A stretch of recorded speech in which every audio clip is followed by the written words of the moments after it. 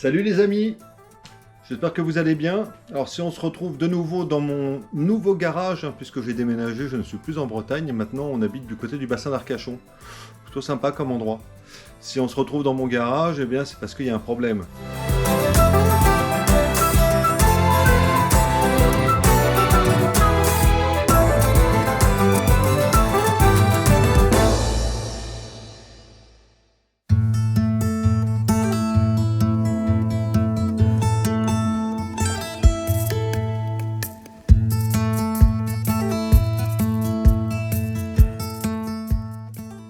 Problème qui est apparu de façon brutale, puisque j'étais sur la route en train de me balader avec ma vieille BM, ma vieille R100 GS que vous commencez à connaître, et je me suis retrouvé avec de l'huile sur les chaussures, et puis en m'arrêtant, je me suis aperçu que l'huile était montée le long du cache latéral côté pot d'échappement, et donc j'ai fouillé, j'ai cherché pendant pas mal de temps, et je me suis aperçu que la fuite venait du joint de culasse.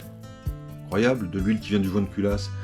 Eh bien, figurez-vous qu'en ouvrant le couvre culbut, je me suis retrouvé, comme vous pouvez le voir là, avec un écrou complètement dévissé qui était prêt à tomber dans la mécanique. C'est-à-dire que ça aurait pu être une boucherie. Et on va peur des mots, c'était une boucherie, mais un truc terrible. En fait, il s'avère que le goujon de cet écrou, donc le goujon qui rentre dans le moteur, s'est sensiblement arraché, vieillissement. Et donc nous allons opérer un changement de ce goujon, donc l'extraire, refaire le pas de vis, mettre un insert hélicoil et puis remettre un nouveau goujon.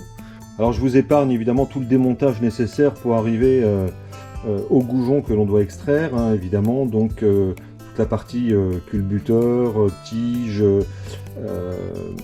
culasse, échappement évidemment, et puis cylindre avec piston que j'ai laissé dans le cylindre. J'ai préféré enlever l'axe, ce qui est bien plus pratique après pour remettre l'ensemble. Comme je l'évoquais, ce goujon là qui s'est sensiblement extrait et qui a permis à la vis de se retrouver flottante, à l'écrou pardon, de se retrouver flottant, et donc à la limite de tomber dans le moteur qui tournait. Et le symptôme de la fuite en fait, c'est effectivement le joint qui n'était plus serré entre le cylindre et la culasse, et comme il y en a un passage d'huile qui alimente les culbuteurs, et bien l'huile est partie de ce côté-là du joint de culasse pour venir salir tout le reste du moteur.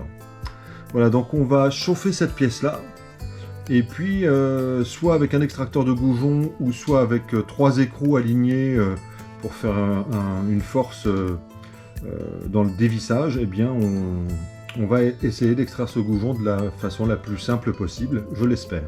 Évidemment, il faut combler correctement l'intérieur du bas moteur de manière à ce qu'il n'y ait pas de limaille de fer qui tombe dedans. On a la chance, et c'est extrêmement important, d'être sur un goujon dans un trou qui ne débouche pas dans le moteur. Par exemple celui-ci, vous êtes directement dans le moteur de l'autre côté.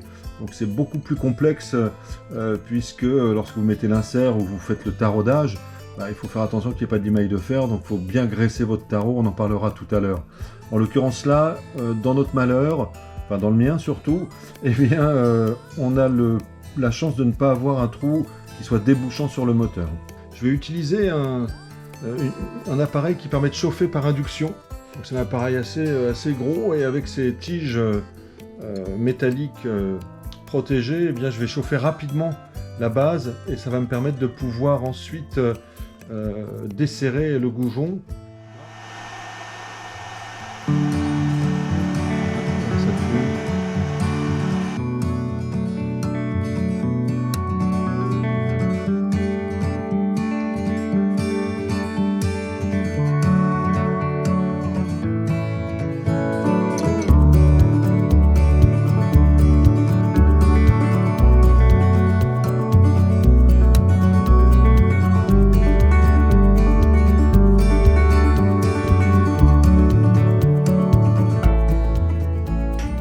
Confirmation, c'est que vous voyez bien que on va se rapprocher, mais on voit bien que l'alu il est venu avec, et que effectivement le pas de vis intérieur il est complètement HS.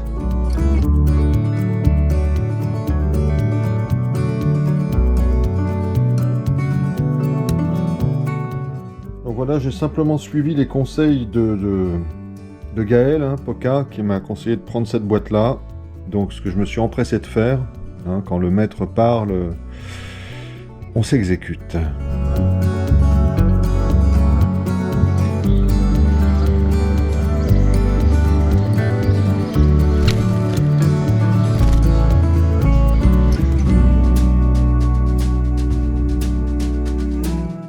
Voilà, donc on va aller prendre la mesure de la profondeur du goujon, enfin en tout cas du taraudage qu'on doit réaliser. Donc on est a priori à 37 mm. Là, on va marquer le foret de façon à ce qu'on n'aille pas au-delà d'une certaine distance.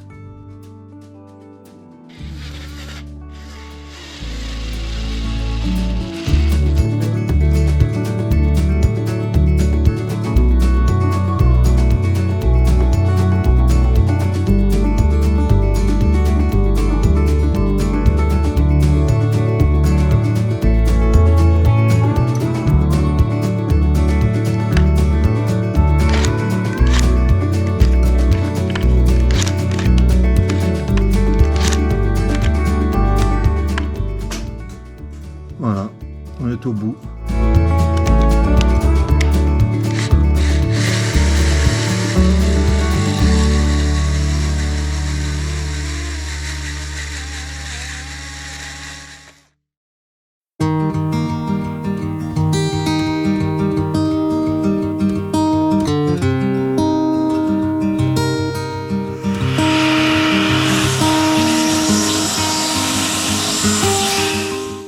Alors voilà le fameux hélicoil, d'accord, avec son appareil pour l'intégrer. Donc en fait il vient se visser, hein, c'est ni plus ni moins même pas que le goujon.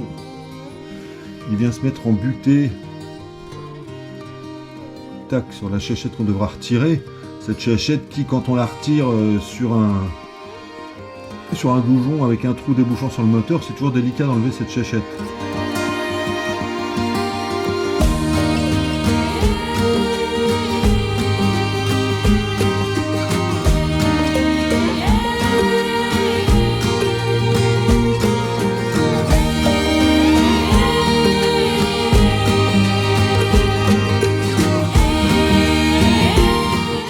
Voilà, il est posé en retrait de l'arrivée d'huile. On va vérifier, on va faire un gros plan, mais globalement on a un nouveau pas de vis.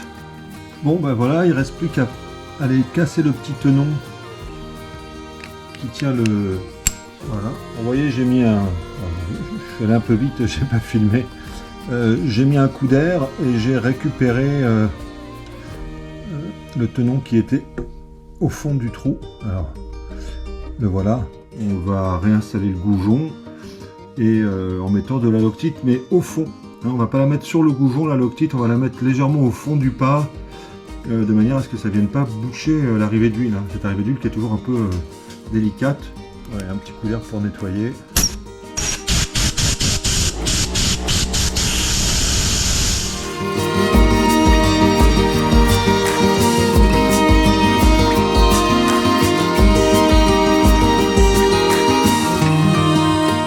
On va remettre notre goujon, hein, en espérant que tout aille bien.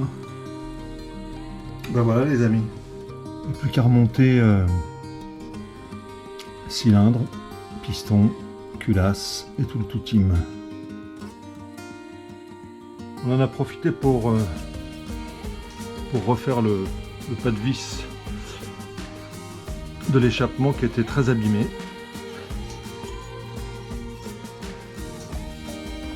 On a remis un joint de culasse à l'endroit car il y a un sens, c'est important.